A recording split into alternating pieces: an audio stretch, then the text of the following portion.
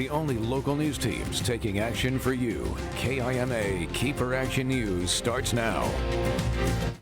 Coming up this morning on Action News, wildfire season is here, and it's been a loaded start. Just under 10 wildfires already sparked this week, with another 3 igniting yesterday.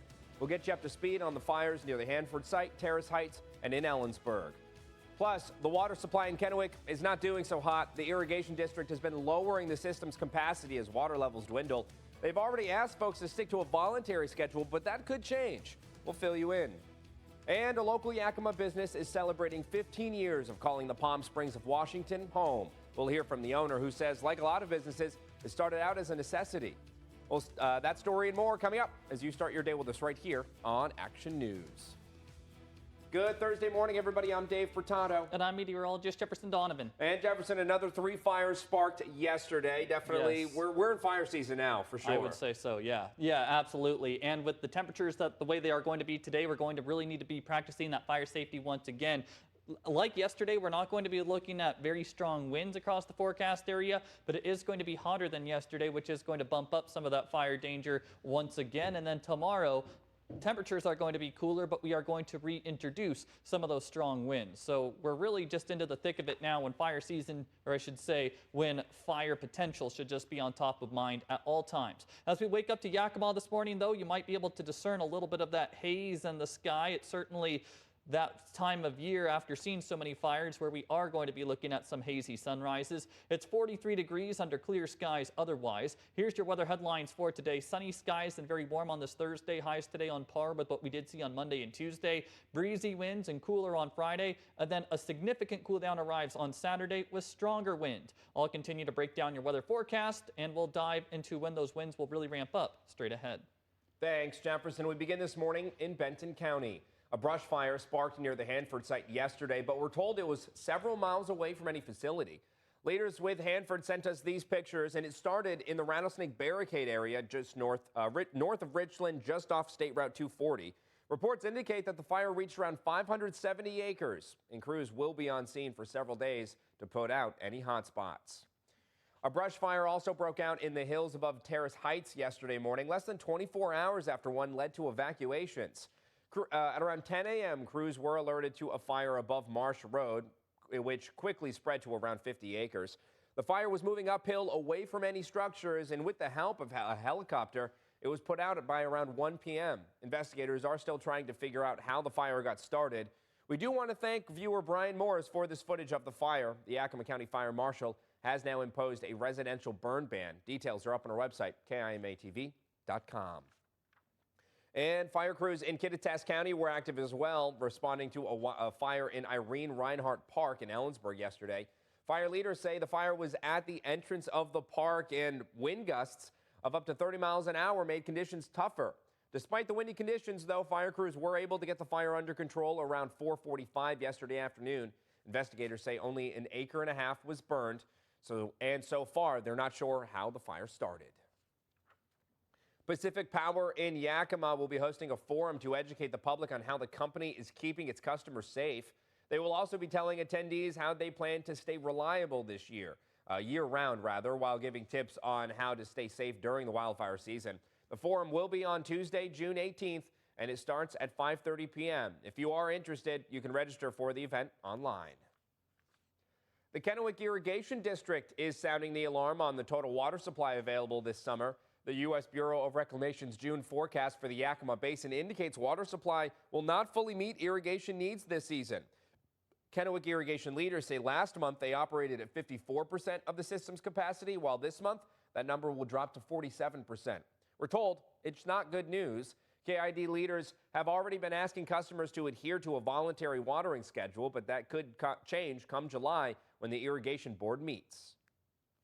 We're in this together, so the more that we can help each other and keep an eye out for each other and use what we need, not necessarily what we want, will shorten up that curve.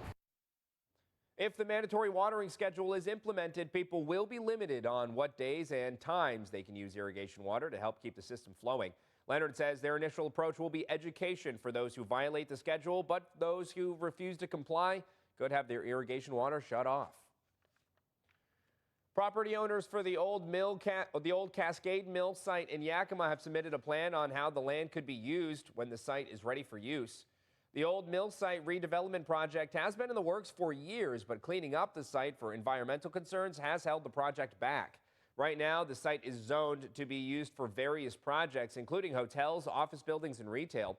The property owner submitted a plan to zone the property, but that's just the beginning of the work needed when the land is ready to develop.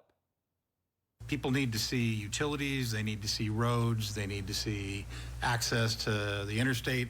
Those kind of things are what's really going to make this thing take off. City engineer Bill Preston tells council members the city will take groundwater samples to be tested this summer after the property would be ready for a feasibility study.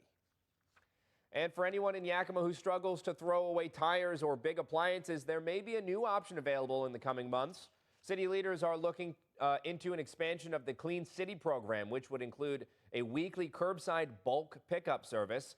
This would not be included in dumping fees. Rather, it's more a service you can request if you're in need of throwing away old appliances. We're going to have whoever wants a bulk pickup call the week ahead. We'll schedule it out and we'll come through and pick it up, whatever it is. It's a different service that we're going to offer, but we're going to offer it at a minimal price just to make sure that everyone has an option. Council members support the idea since it would help with keeping Yakima streets and alleyways cleaner and help people who don't have bigger vehicles. So this is a great way for folks that don't have that. Just put it out, call it, come get it. Rates for certain items to be picked up have not been established yet. Council members will revisit this topic within the next month. Sticking in Yakima, a local bakery there with an emphasis on serving people with dietary restrictions is celebrating 15 years in business. Jenny Mae's Bakery was created in the fall of 2009, 3 years after some members of owner Jennifer Simmons' family got diagnosed with celiac disease. Since day one, all of the products at Jenny Mae's have no gluten, no dairy, and no soy. We found a few things our family loved. Then I started baking for some friends and family, and mostly the bread was what ended up kind of sealing the deal for me to start up a bakery, as a friend talked me into starting the bakery, so I began that. Simmons says that some of her customers have been coming since 2009 because it is hard to find places that serve mainly gluten-free food. Now, Jefferson, let's talk weather here because I want to come back to this irrigation story. We're dropping down, the Kennewick Irrigation District's dropping to 47% this month in terms of usage. What are we looking at in terms of our reservoir levels? Yeah, we mentioned Kennewick Irrigation District, and also towards Yakima, they're asking users to conserve some of that water too. And this is some information I dug up yesterday and I was going to share today, so it's great that we ran the news story. This is what our lake and reservoir levels are looking like right now in our forecast area. Now, I really want to focus on the bottom three. Rimrock and McKay not doing too bad. We're near 90% of capacity, but it is those bottom threes, Caches, Keechalis, and Clayellum reservoirs, which are three of the bigger reservoirs in our area, and they're running at 57%, 54%, and 71% of capacity, respectively. Now, for this time of year, we should actually be at our peak capacity, so we're not going to be looking at any kind of bump up from these numbers. So again, that is a bit of a concern that we're only running about half of our capacity for those three big reservoirs, or at least for two of those three big reservoirs, given that we should be at our max capacity for this time of year, or at least near max capacity. Going forward, there might be some showers in the forecast, but it's not going to help bump up these numbers. I will talk about that forecast coming up.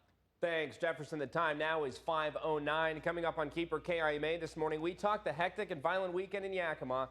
Police have released new details on the two homicides from Friday, and in about 2 minutes, we'll head to the media session held by officials. But later in the show, more local news. 2 Yakima nurses aim to increase access to health care in the area by putting the doctor's office on wheels. We'll catch up with the owners of the Peak Mobile Medicine. Stay with us.